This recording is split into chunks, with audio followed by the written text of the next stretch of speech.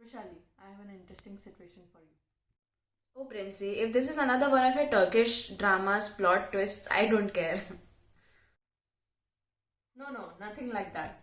So just hear me out. Suppose we are back in 2019 when we had COVID. So we live in a small city with a population of 600. Okay? So the COVID-19 pandemic is still upon us and there is no possibility for the development of vaccine. So we have to decide one of the two strategies that I propose to you. Okay? So strategy 1 says that 200 people will be saved, and strategy 2 states that there is one third probability that 600 people will be saved and two-third probability that no one would be saved. Oh, that's interesting. I think I would go with program A because I would at least get to save 200 people. Whereas in program B, I don't want to risk not saving anyone at all. Right, you fall in the 80% of the people category who would do the same. So, but interestingly, the whole picture changes as soon as I present the two programs in slightly different way. So, according to this, in strategy 1, 400 people will die, and in strategy 2, there is one third probability that nobody will die, and two-third probability that 600 people will die. Oh, I see. I think I would go with program B now that you're talking about people dying and not about saving people. But isn't this situation the same as the previous one because in total there are only 600 people? Exactly right. Let me draw the comparison of the two scenarios. So let me just oppose these slides against one another. So program A on the left side means that 200 people will be saved, while on the right side it says that 600 people will die. Okay, that is the same state of affairs you could phrase program B. Either as there is one third probability that 600 people will be saved, and in the right side there is one third probability that nobody will be saved, nobody will die, sorry, and a two-third probability that no one people will be saved. Oh, that's really interesting. I'm not able to pinpoint why this happens though. Oh, I see. I think this is kind of related to the frame semantics concept that was taught to us in our cognitive semantics lecture. I'm unable to recall. Let me break it down for you. If you look at the situation in a frame manner, in the first situation in a frame manner, the main focus is on saving lives. Whereas for the second situation, the main focus is on not letting as many people die as possible. A frame is a way or a mean of understanding or communicating the physical embodiment of something. It ends up giving us a worldview. A classic example of this is whether you declare a glass as half full or half empty, despite it being the same glass. Hence, frames are similar to context in a sense that different frames can give rise to different meanings to the embodiment of the same experience. Frames constitute of core and non-core frame elements. All the elements are connected to each other within a network. Core frame elements are pretty much absolutely required while describing the frame, while non-core frame elements act as additional information. For example, if you look at the birth scenario, the core frame elements include father, mother, offspring, and parents, whereas the non-core frame elements include the manner, the place, and the time of the birth. In earlier times, we used essential feature approach to provide words some meaning.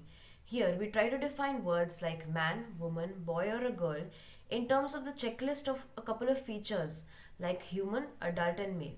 You check whether a certain word checks positive or negative for these certain features. So, this checklist should allow us to distinguish reliably between man, woman, boy, girl, and so on and so forth, and for more such words. But consider, for example, a game. How would you define it in terms of necessary and sufficient features? I guess we can say that okay, there have to be features like there needs to be opponents, winners and losers. The game needs to be played for fun, and you need luck or skills to be successful in the game. But as we can see, there are examples of games that do not have all of these features. Oh, yes. A solution this for this could perhaps be the prototype approach. The prototype has all of the typical features. Peripheral members of the prototype, such as the ostrich in birds or penguins in birds, don't have all of the features but a subset. Also, many everyday words are hard to define in terms of bundles of features.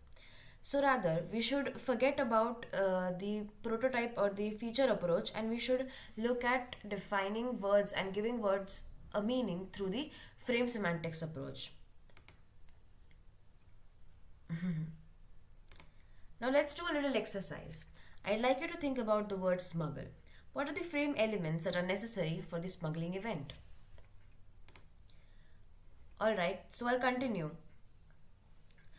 There are five things, three core elements and two non-core elements for the smuggling to occur. The first is, of course, the perpetrator, who is the smuggler. Next is the goods or the thing that is being smuggled, for example, drugs. And the next is the goal, and the third core element is the goal is where the smuggled goods are supposed to end up. Among the non-core elements are the path and the source of the smuggled goods. Some motivations for using frame semantics approach for word meaning. To give you an example of how words mean by reference to frames, consider the example of a chef is seasoning the dish with herbs and spices for extra flavor.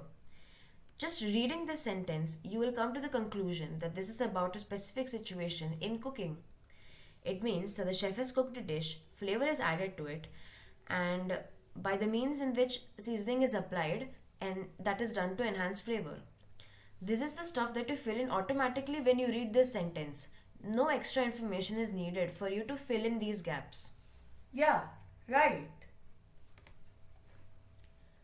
Another motivation for adopting a frame semantics approach is that many words can actually only be defined through their frames. For example, like frame dependent words like offside, penalty, goalie, which are definable only against the backdrop of a soccer game. If you don't know what soccer is all about, the word offside doesn't really mean much. So the word offside requires a larger conceptual background of a soccer game, otherwise it's meaningless. The next motivation is that frames can also end up imposing a certain perspective on an event. The same event may be presented in ways that incorporate different perspectives and end up implying different meanings. For example, here we look at perspective 1. Jason fixed the broken window in the house, while perspective 2 is the homeowner had the broken window fixed by Jason in the house. I described this exact same event with two different frames, with two different perspectives. In the first statement, it seems that Jason initiated the action, whereas in the second one, it seems that the owner was more active in this event. Hence, we summarize that all of these perspectives together give us enough motivation to move away from the feature-based approach of giving words meaning and move on to the frame semantics approach. Oh, thank you, Vrushali. Bye bye.